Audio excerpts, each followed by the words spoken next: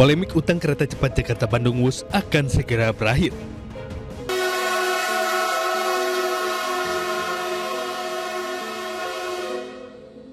Kereta cepat Jakarta-Bandung ini merupakan kereta cepat pertama di Indonesia dan juga pertama di Asia Tenggara.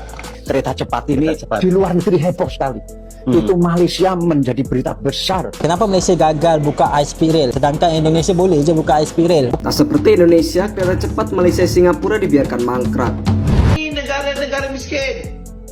Kita negara kaya. Anak muda kita tak merempat seperti Indonesia. Korang tahu tak situasi kewangan kereta api Wush Indonesia sekarang tengah terombang-ambing.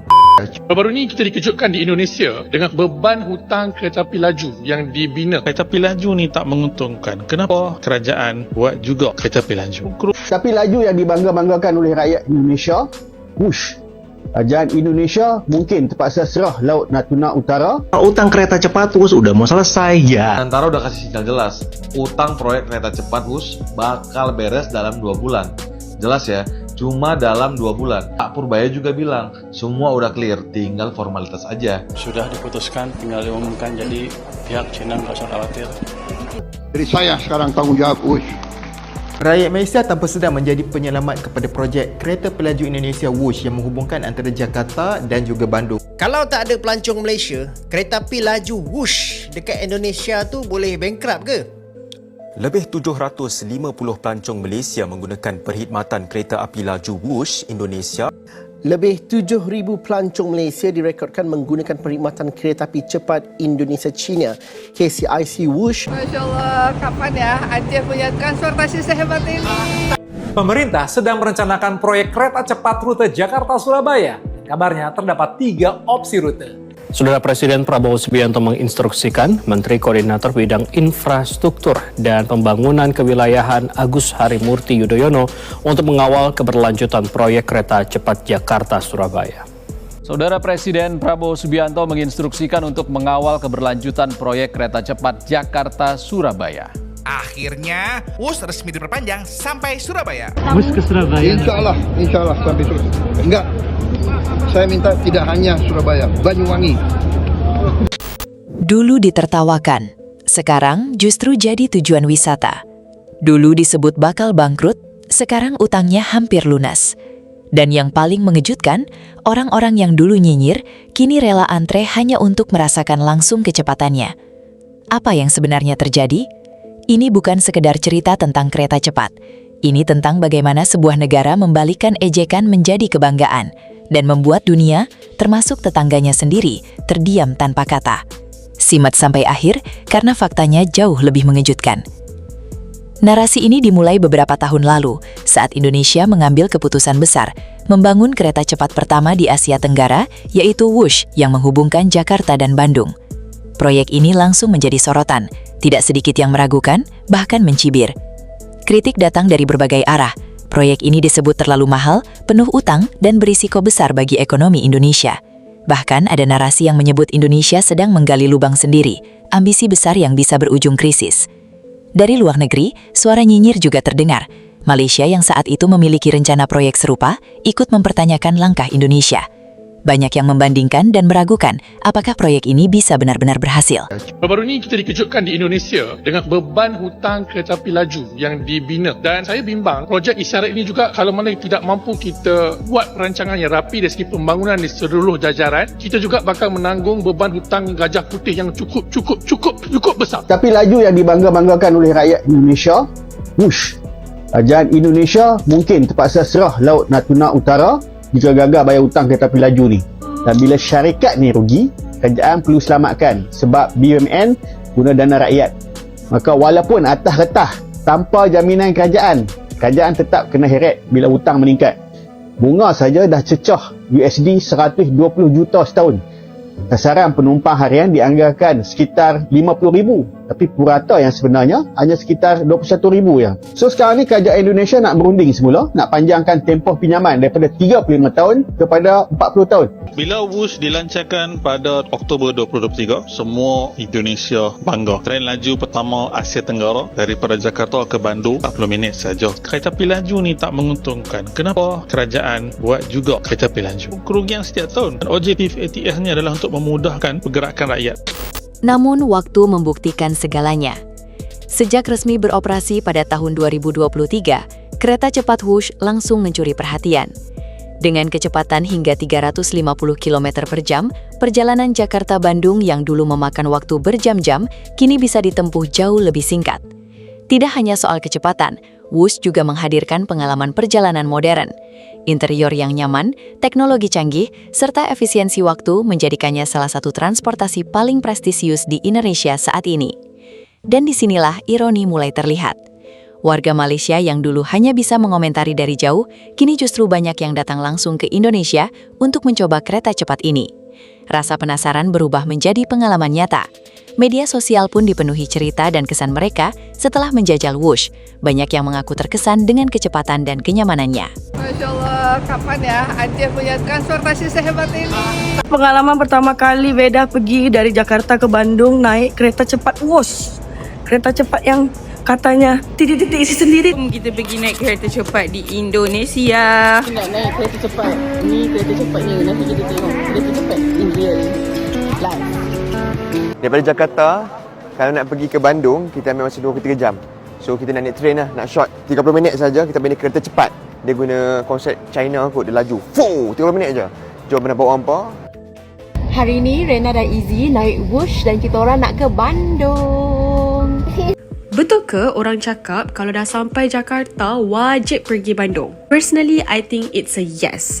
So hari ni, I nak cerita dengan korang cara macam mana korang nak pergi Bandung dari Jakarta menggunakan WUSH. So basically, WUSH ni adalah high speed train yang mengambil masa 30 minit sahaja untuk korang sampai ke Bandung from Jakarta. Sementara itu, proyek kereta cepat di Malaysia justru mengalami berbagai kendala. Rencana besar yang sempat digaungkan tidak berjalan mulus. Penundaan, pembengkakan biaya, hingga ketidakpastian membuat proyek tersebut tidak kunjung terrealisasi seperti yang diharapkan. Perbandingan ini semakin jelas. Indonesia melaju, sementara Malaysia tertahan. Kenapa Malaysia gagal buka high speed rail? Sedangkan Indonesia boleh je buka high speed rail. Bukan Malaysia tak mampu. Malaysia sebenarnya mampu. Potensi untuk high speed rail tu sangat besar. Nombor 1, tarik minat pelancong untuk masuk ke negara Malaysia. Nombor 2, orang KL dah boleh kerja kat Singapura. So, diorang boleh bawa Sing dollar. Boleh mengukuhkan ringgit Malaysia juga. Tapi kenapa projek tu gagal? Ceritanya pada kerajaan Datuk Seri Najib, plan tu memang dah ada. Tapi akibat ketidakstabilan politik, pertukaran kerajaan, high speed rail terkubur macam tu saja. Tak seperti Indonesia, kereta cepat Malaysia-Singapura dibiarkan mangkrak. Indonesia kini menjadi negara pertama di Asia Tenggara yang punya kereta cepat. Hal ini setelah Presiden Jokowi resmi mengoperasikan kereta cepat Jakarta-Bandung pada 2 Oktober lalu. Kereta cepat yang dinamai WUSH ini beroperasi setelah pembangunannya makan waktu sekitar 7 tahun. Kondisi ini ternyata berbeda jauh dengan proyek kereta cepat yang digarap oleh negara tetangga Malaysia dan Singapura. Kedua negara ini sempat membangun proyek kereta cepat HSR yang menghubungkan Kuala Lumpur dengan Jurong. Kereta cepat Malaysia-Singapura ini pertama kali diumumkan pada Februari 2013 oleh pemimpin kedua negara. Namun proyek ini mulai dibiarkan mangkrak pada 2018 usai terjadi perubahan kepemimpinan di pemerintahan Malaysia. Yang lebih mengejutkan lagi, isu utang yang dulu menjadi bahan ejekan kini berbalik arah. Proyek WUSH yang sempat dianggap membebani keuangan negara, kini disebut-sebut akan segera mencapai pelunasan dalam waktu dekat. Ini menjadi bukti bahwa perhitungan ekonomi proyek ini tidak seperti yang dulu ditakutkan. Apa yang dulu dianggap beban, kini mulai menunjukkan nilai sebagai aset strategis. Polemik utang kereta cepat Jakarta-Bandung WUSH akan segera berakhir. Dan itu Prabowo pun berharap trayek WUSH dilanjutkan dan tak hanya berhenti di Surabaya saja, melainkan diperpanjang hingga Banyuwangi, Jawa Timur. Insya Allah sampai Surabaya. Enggak, saya minta tidak hanya Surabaya, Banyuwangi, ya, Banyuwangi. Utang kereta cepat WUSH udah mau selesai ya. Menurut gue ini harusnya naik. Soalnya dulu WUSH itu kan dikata-katain habis-habisan. Katanya tuh jadi warisan beban negara. Dibilang utangnya kagak bakal kelar-kelar. Masuklah Pak Prabowo, Presiden ke-8 dan bilang bakal beresin utang kereta cepat WUSH. Duitnya dari mana Pak? Dari Danantara bos. Pak Purbaya juga bilang kalau utang WUSH itu urusannya Danantara, bukan APBN. Kira utang WUSH bakal jadi bom waktu, siap-siap kecewa. Danantara udah kasih sinyal jelas. Utang proyek kereta cepat WUSH bakal beres dalam 2 bulan. Jelas ya, cuma dalam 2 bulan. Dan ini bukan omong kosong, karena skemanya udah siap, kajiannya udah rampung, tinggal diumumin aja. Pak Purbaya juga bilang, semua udah clear, tinggal formalitas aja. Dan saya bilang ke Menteri Keuangan Cina, sudah diputuskan, tinggal diumumkan, jadi pihak Cina nggak usah khawatir. Indonesia tidak pernah melanggar janji. Dan Indonesia belum berhenti. Pemerintah berencana memperpanjang jalur kereta cepat hingga Surabaya, membuka konektivitas lebih luas di Pulau Jawa. Bahkan, Presiden Prabowo Subianto telah menginstruksikan agar proyek ini terus diperpanjang hingga Banyuwangi. Jika rencana ini terwujud, Indonesia akan memiliki jaringan kereta cepat yang membentang dari barat hingga timur Pulau Jawa, sebuah lompatan besar dalam pembangunan infrastruktur nasional. Bagi rakyat Indonesia, kabar ini tentu menjadi kebanggaan tersendiri. Ini bukan hanya soal transportasi, tetapi juga tentang pembuktian bahwa Indonesia mampu menjawab keraguan, mampu berdiri tegak, dan bahkan melampaui ekspektasi. Sementara itu, suara-suara yang dulu meremehkan kini perlahan menghilang. Karena pada akhirnya, realitas selalu berbicara lebih keras daripada opini. Kereta cepat Wush kini bukan sekedar proyek ambisius, ia telah menjadi simbol kemajuan, keberanian, dan bukti bahwa Indonesia mampu melaju kencang menuju masa depan. Dari yang dulu diragukan, kini menjadi yang dibanggakan. Saudara Presiden Prabowo Subianto menginstruksikan untuk mengawal keberlanjutan proyek kereta cepat Jakarta-Surabaya. Saudara Presiden Prabowo Subianto menginstruksikan Menteri Koordinator Bidang Infrastruktur dan Pembangunan Kewilayahan Agus Harimurti Yudhoyono untuk mengawal keberlanjutan proyek kereta cepat Jakarta-Surabaya. Pemerintah sedang merencanakan proyek kereta cepat rute Jakarta-Surabaya. Kabarnya terdapat 3 opsi rute. Nah, terdapat 3 opsi jalur berdasarkan hasil kajian kereta cepat Indonesia-China atau KCIC, yaitu jalur utara, jalur tengah, dan juga jalur selatan. Jalur utara ini mempunyai jarak sepanjang 642 km. Jalur ini melewati kota Cirebon, Semarang, dan pantai utara Jawa Tengah dan Timur hingga ke Surabaya, melalui 14 stasiun serta memakan waktu selama 184 menit. Sementara jalur tengah akan menjadi rute terpanjang, yaitu 679,2 km. Jalur ini akan melalui kota Cirebon dan mengarah ke selatan melewati Purwokerto, Yogyakarta, Madiun, hingga ke Surabaya. Jalur tengah ini akan menyinggahi 15 stasiun dan memakan waktu sekitar 193 menit. Opsi terakhir adalah jalur selatan.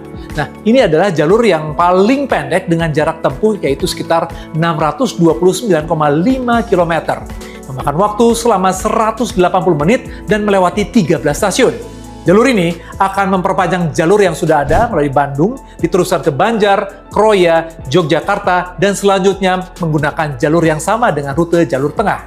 Nah, dari ketiga opsi tersebut, mana menurut kalian jalur yang paling memungkinkan untuk dibangun? Rakyat Malaysia tanpa sedar menjadi penyelamat kepada projek Kereta Pelaju Indonesia Wush yang menghubungkan antara Jakarta dan juga Bandung. Wush ni antara projek kebanggaan Indonesia. Sebab apa? Sebab ini merupakan kereta pelaju pertama di Asia Tenggara. Sejak mula beroperasi pada Oktober 2023, lebih 200,000 penumpang antarabangsa dah naik tren ini dan majoritinya datang dari Malaysia.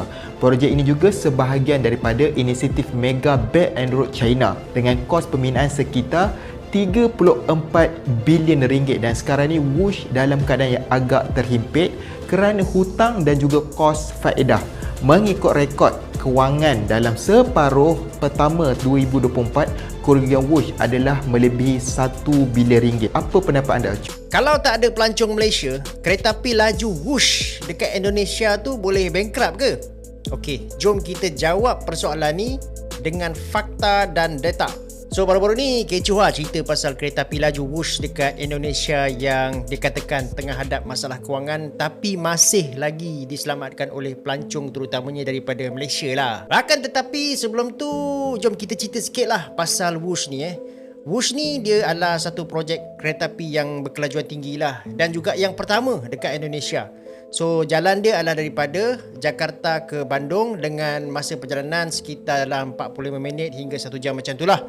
Tapi kalau kau naik kereta, dia adalah makan masa dalam 3 hingga 4 jam. So projek ni dibuat di atas kerjasama China melalui inisiatif Belt and Road dan dia telan belanja lebih kurang dalam 34 bilion ringgit lah. So apa masalah utama kereta api laju Whoosh ni? Dia sebenarnya masih lagi tak dapat tampung kos yang tinggi yang cecah sekitar 34 bilion lah. Dan 34 bilion ni sebenarnya dia adalah satu bajet yang sangat tinggi dan jauh daripada sasaran asal iaitu 20 bilion. Jadi setakat ni apa yang berlaku ialah dia punya hasil dia masih lagi tak dapat nak tampung kos operasi lah. So dengan kata lain dia rugi. Jadi buat masa ni kerugian ni ditanggung oleh siapa? Dia ditampung oleh dana kerajaan dan juga pinjaman luar. Jadi betul ke rakyat Malaysia ramai naik kereta api ni? Kalau kita tengok sejak Whoosh ni beroperasi secara komersial pada Oktober 2023, lebih 200,000 penumpang asing yang telah gunakan perkhidmatan kereta api ni lah. Dengan pelancong Malaysia menyumbang sekitar 85,000 orang. Dan ini juga menunjukkan bahawa pelancong Malaysia ni adalah penyumbang utama di dalam jumlah penumpang asing. So, jawapannya memang rakyat Malaysia paling ramai support kereta api laju ni. Ramai rakyat Malaysia ni dia guna Whoosh sebab dia dapat jimatkan masa bila pergi Bandung daripada Jakarta. Daripada berjam-jam naik atas jalan raya tu, lebih baik duduk dalam train dan 1 jam je sampai lah. Dan ni persoalan yang kedua, adakah sokongan rakyat Malaysia ni menyelamatkan Whoosh daripada rugi? Jawapannya tidak, sebab walaupun kehadiran pelancong Malaysia ni dia bantulah naikkan jumlah penumpang, akan tetapi Whoosh masih lagi rugi. Saya sekarang tanggungjawab Whoosh. Whoosh itu semua public transport di seluruh dunia itu jangan dihitung untung rugi enggak. Hitung manfaat enggak untuk rakyat. Di seluruh dunia begitu. Ini namanya public service obligation. Whoosh, whoosh, we're going on the whoosh.